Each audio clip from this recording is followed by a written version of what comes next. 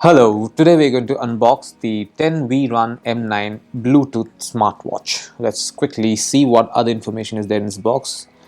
Okay, this particular box has an activity tracker, a heart rate monitor. It also counts your steps and it also links with your smartphone to show your current notifications. The battery has a capacity of 380 mAh and the screen has a display of 1.54 inches.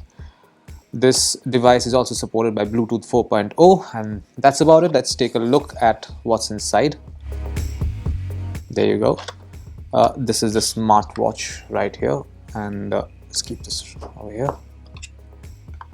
There are a couple of more stuff. One is this micro USB charging cable, and secondly is this user manual. Let's see if this is a user manual or something else. Yes, this is a user manual which is in English and Mandarin. There you go, the user manual. And we will show you in another video how to pair this particular smartwatch to a smartphone. But that's all you will find inside this particular box. Thank you for watching.